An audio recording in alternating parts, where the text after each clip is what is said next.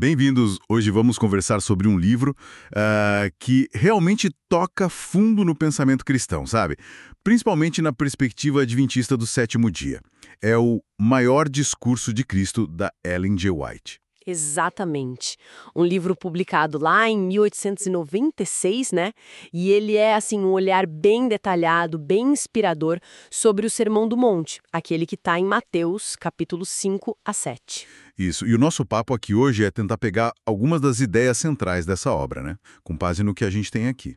E olha que interessante o contexto, né? A Ellen White escreveu já com 69 anos, quer dizer, uma bagagem enorme de estudo da Bíblia, de experiência. Sim, uma maturidade espiritual visível. E figuras importantes, tipo o teólogo A.G. Daniels, que era um líder influente na igreja adventista naquela época, viam esse livro como, assim, essencial para entender a fé na prática.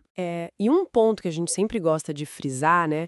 Na visão adventista, os escritos dela como esse são tidos como uma instrução inspirada, ajudam a gente a entender melhor, a aplicar a Bíblia no dia a dia, fortalecem a fé. Certo. Mas é importante dizer, eles não vêm para substituir as escrituras, de jeito nenhum. A Bíblia continua sendo a base de tudo, os escritos dela são um auxílio valioso. Perfeito. E é bom lembrar que, apesar de ter essa raiz na visão adventista, a mensagem do livro é para todo mundo, né? Quem quiser entender melhor os ensinos de Jesus sobre ética, caráter, vida espiritual. Com certeza, ele vai meio que seguindo o Sermão do Monte verso a verso. Então, por onde a gente poderia começar essa exploração assim mais a fundo? Que tal pelas bem-aventuranças? Muita gente às vezes vê como se fossem regras, né? Mas a White apresenta de um jeito um pouco diferente. Como assim? Traços de um caráter que é transformado pela graça de Deus, sabe? São resultados de uma conexão real com Ele. Entendi. Tipo, bem-aventurados os pobres de espírito. Como que o livro explica isso? Não é só sobre dinheiro, né? Não, de forma alguma. A pobreza de espírito para ela é aquele reconhecimento sincero de que a gente não pode nada sozinho, que dependemos totalmente de Deus. É o contrário do orgulho, daquela autossuficiência, sabe? Aquela de Laodiceia que a gente conhece. Exato. E a White argumenta que essa humildade profunda, essa consciência da nossa necessidade é a chave para receber o reino dos céus. Sem isso, a porta não abre. É o começo de tudo. Faz todo sentido. E isso liga com a ideia de transformação interior que o livro todo parece ter, né? E me lembra daquelas imagens fortes que Jesus usa logo depois, sal e luz. Como ela desenvolve isso? Olha, ela destaca muito o papel ativo do cristão no mundo. O sal, ele representa aquela influência que preserva, que purifica. Certo. Tipo, o sal não deixa estragar, né? Então, a presença e os princípios vividos por quem segue Cristo deveriam agir contra a corrupção moral e espiritual na sociedade. Mas tem que ser um sal com sabor, né? Com a diferença que vem de Deus. E a luz, qual a ideia aí? A luz já é a manifestação que todo mundo vê, o caráter de Deus brilhando através das boas obras, mas não obras para se mostrar, entende? Entendi. São obras que naturalmente iluminam e apontam para Deus, que é a fonte da luz. É ser como aquela cidade no monte, uma influência boa que não dá para esconder. A fé de verdade acaba se mostrando em ações que ajudam os outros e glorificam a Deus. Essa diferença entre o que está dentro e o que se mostra fora parece ser um tema recorrente, né? O livro também fala da religião de verdade contra só fazer por fazer, o formalismo. Tipo, quando fala de esmola, oração, o jejum. Exatamente. Ela dedica um bom espaço para isso, analisando as práticas religiosas comuns, tanto na época de Jesus quanto hoje. A crítica principal é contra a hipocrisia, né? Fazer as coisas buscando o aplauso das pessoas e não a aprovação de Deus. Ah, sim. O foco total é na motivação, no coração.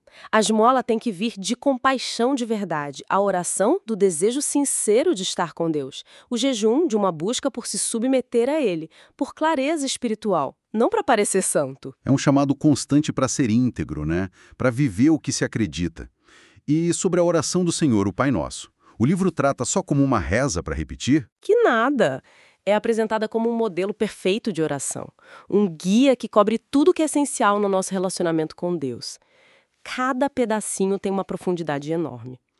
Pai Nosso, por exemplo, já estabelece a base, um relacionamento de filho, próximo, de confiança. E as outras partes? Santificado seja o teu nome. E isso expressa a reverência, né? Reconhecer a santidade, a grandeza de Deus. Venha o teu reino, seja feita a tua vontade. Aí mostra a submissão ao plano dele, o desejo de alinhar nossa vida com os propósitos dele. E o pão nosso? O pão nosso de cada dia nos dá hoje. Não é só comida física, né?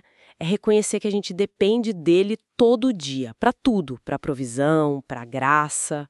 A White vê como uma oração completa mesmo, que ensina como chegar perto de Deus. Pensando nisso tudo, humildade, influência boa, ser autêntico, depender de Deus. Qual a relevância disso hoje, mais de 100 anos depois que o livro saiu? Olha, a relevância é total. É muito direta. A gente vive numa época com tanta complicação ética, né? Tanta polarização, um materialismo forte, uma busca por sentido que às vezes fica só na superfície. É verdade. E os princípios que a White tira do Sermão do Monte dão um norte seguro.